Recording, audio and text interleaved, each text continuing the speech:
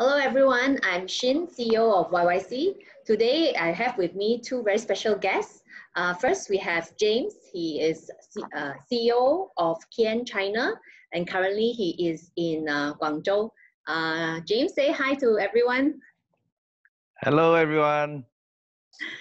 And also with us is Chris. He is CEO of KIAN Malaysia as well as Singapore. So say hi, Chris. Hello everyone. Hello. Yeah, so today we are going to have some discussion about how is the whole COVID-19 that is the crisis that is being faced in China, in Malaysia, as well as in Singapore. But before we start, James, can I get you to introduce your company to us? You are a big player, international as well. So can you tell us about your company? Okay. So my name is James and I'm from KIAN. We are operating in 15 countries. We are a global manufacturer of furniture for restaurants and hotels with factories in China and Malaysia. Thank you. So first question I'd like to ask James first is because you're in Guangzhou firsthand, you know how are things there. So I'd like to ask, how's the recovery in China and what industry is recovering first? Okay, so from a consumer perspective, as I was traveling, I've since the day I first arrived in Guangzhou on March 8th, I find that the restaurant businesses are opening up very slowly. But at this moment, people are going to restaurant like normal. And then when I travel to Shanghai, so it means that domestic traveling are also open already. The domestic terminal is very busy and I check in hotels. So hotels, I noticed the traveling hotels, restaurant are one of the earlier recipient of these opening up of China. But however, you can't go to the bar nor karaoke at night because all these are closed. So simple, basic, essential services like traveling domestically, going to restaurants, staying in the hotels are all slowly opening up compared with when I first arrived on March the 8th. Wow, it's good to know that domestically there's a lot of traveling already. So seems like even the airline business is in business. Yeah, at least domestic. I see, I see. Okay. Also, there are some experts that say that, there's second wave, third wave, and there will be intermittent like MCO or intermittent lockdown. Do you see that happening in China? Yes, at this moment, although the rate of new infections are very low, like last night was only 10 people got infected in China. But the Chinese government are very, very mindful and watchful on the border of China. So China border many countries. And that is where they see the potential leakages that can happen. So my company in China, my lesson learned was we were not prepared when the sudden lockdown happened. But right now, I'm allocating resources, like making sure all our staff's home internet has internet. Then all the computers, laptop are given to them as they are compulsory must install the collaborative software like Microsoft 365. And then all our training will be gearing up to pretend as if there's a lockdown. So we are having virtual session even though China is opening up because I'm very worried of this, the next lockdown that I do not know what's happening, when it will happen. Okay, thank you. How about Chris? How's the Malaysia situation? What do you think? Our MCO extended, what do you think? Yes, I think currently we are in the fourth phase of the MCO in Malaysia, and also Singapore has recently extended their circuit breaker to past June, and it seems that we are scheduled to be off lockdown on the 12th of May right now. So I think for us, we're keeping ourselves busy, like what James said, transferring all our meetings to the cloud and using the virtual applications to keep ourselves continue to work productively as a team. For us, of course, the business has come to a standstill, virtually standstill because of the lockdown. And we are categorized as the non-essential. Therefore, we are not allowed to operate going about doing our daily activities. Yeah, so this is a situation in Malaysia and Singapore right now. Okay, so for business owners, maybe James, can you share with us when this whole crisis happened, what did you do? And maybe you can advise some of us here, what can we do while preparing for, I mean, we're already in the crisis, but what can we do in this month's time that we're still in MCO? And what should we do once the MCO is lifted? Okay, one of the best thing I think we have done is actually declaring it a crisis, just to wake everybody up, because otherwise people are not sure what's really happening. So we created, we formed a crisis coordination center in China as well as in Malaysia, led by Chris. So we have six departments. One is focusing on increasing revenue. The other one is reducing costs, dealing with customer, and communication, people, Cash. These are cash and cash. So different person are allocated, entirely focused on each division that we are focusing on. So for example, a team will be focusing on dealing with all the grants that's available and the stimulus, or collecting old debts, etc. And others will be like in the revenue section, they have to think, how can we pivot our business from the existing client that we have to new area? Customers would be, how can we do business development remotely? So we quickly divided into different teams because everyone is very scared, very fearful. But when we give them a plan, an action plan to go through this crisis, I can see that their eyes are, showing there's hope, and they're not so scared. We are at day 17 of our crisis coordination now. It's so much energy. So I fully recommend to really entrepreneurs to declare a crisis and really get going, because we are in a once 100-year crisis situation. James, maybe you can add on more to that. How it's impacted your team, as well as are there any positive results from this declaring the crisis? Yeah, in those human beings, they always have a lot of pushback when you want to have a new initiative. Like, for example, we want to digitalize the company. People are worried about the cost, worried about this, worried about that. But when during this crisis, the transformation and changes are happening at an amazing speed. There's no pushback. Everyone is ready to embrace. They know this, you're doing this for survival. So I'm experiencing amazing opportunity when ones want to transform their company. Thank you. Chris side, how about from Malaysia and Singapore side, anything to add to us? Yes, like James said, providing the leadership in terms of a crisis is very important.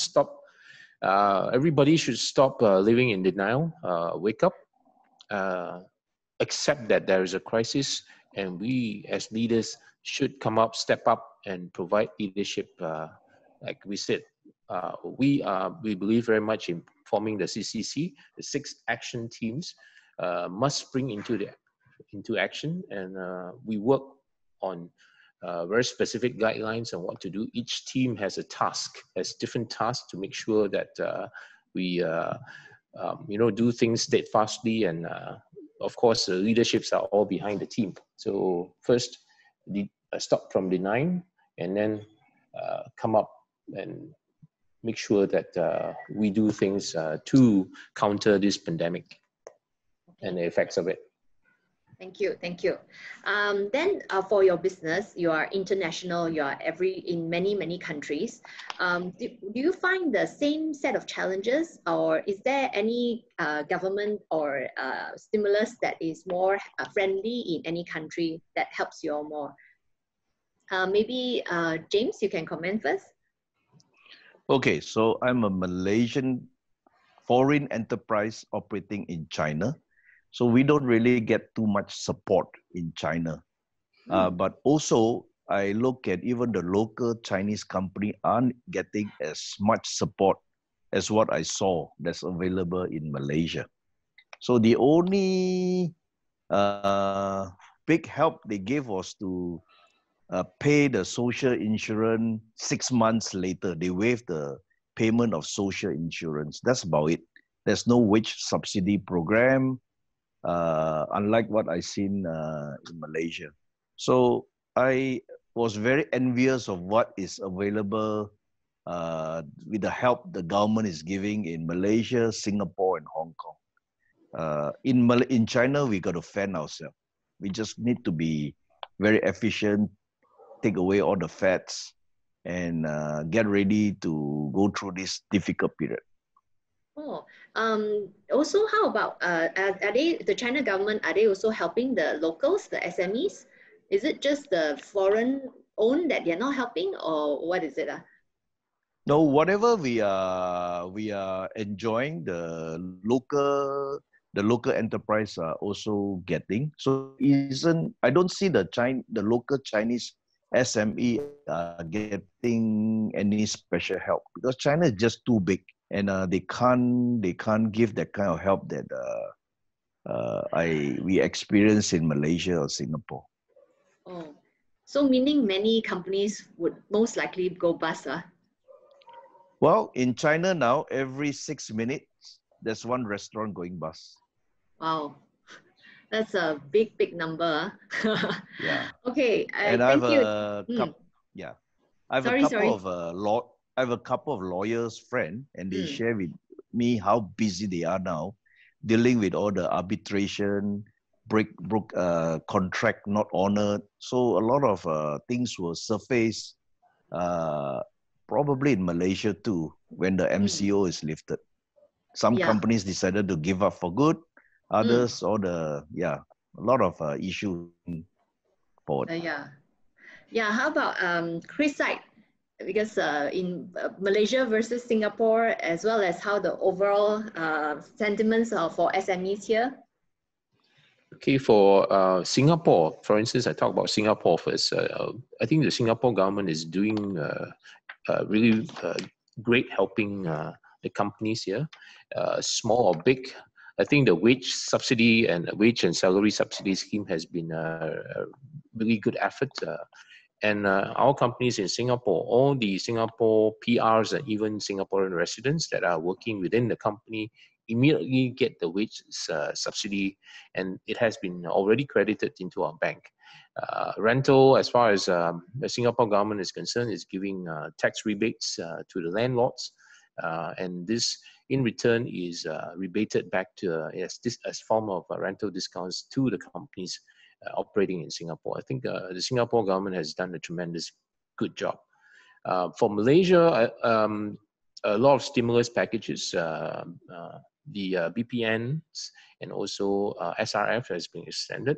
We are very lucky that we operate within this criteria, and we have already applied for the wage subsidy schemes for the B40 group as working within our companies, as well as but up to now, I'm hoping that the money will be credited soon. but it seems that we have got the government's acknowledged that it received our application, and I believe very strongly all this stimulus package will help us right through the crisis. Thank you. Before, I think 2 weeks ago, we had another session with business owners in Australia, New Zealand, and Singapore as well. And so when we were comparing with their stimulus package, we were thinking ours is not so lucrative in that sense, not so business friendly. But today, James, I think thanks for sharing the perspective, because if you compare to China, I think we have it better lah. So Yeah, like Chinese say, 比上不足，比下不如啊。係咯。Yeah, the grass is always greener, right? Yeah. Yeah. Okay. So do you expect export to go back to normal, or what is the level of exports that is the market buying? Are they buying in overseas market? What is it now? So in the month of April, when the world decided to go on the synchronized lockdown, our export business was severely affected and dropped to 1/3 of what we used to do. So it is a challenge because nobody wants the furniture at this moment. But just yesterday, we noticed that the orders are start to trickle in because Europe are a lot of countries are planning to reopen them already. So I'm hopeful, but things will never be the same again. Oh, okay. Overall, we are planning, if we are lucky, we're probably doing 70% of what we do the year before. And that's best case scenario. Wow. Worst case? Worst case, 50%. Wow. That is a big drop. So even if things go back to normal, it will be very big decrease in numbers. Is it the same for Singapore and Malaysia, Chris? We are a little bit unlucky as compared to China because we are not in the export business. We are very much dependent on the domestic business and also the project business domestically. Therefore, our business has come to a standstill because even though we have some backlog orders, we cannot deliver them. So as far as delivered sales are concerned, I think we are at a standstill. There's no business in that sense. But we do get some written sales, but this is maybe about 25% of what we used to do. And of course, we are also very much exposed and in a riskier sector, which is the F&B and HoReCa sector. Therefore, our current business, as far as percentage is concerned, we are very much affected. So on this point, would you be looking at a new business direction or new strategy for your company? For Chris James? first, maybe? Yeah. Okay.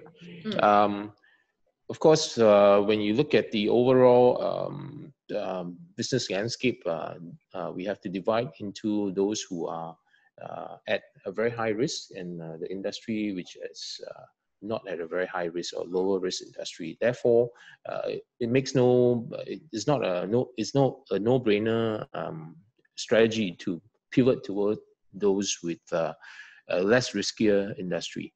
So we have actually, fortunately, 12 months ago, we have started pivoting our business strategy to focus on the workspace strategy.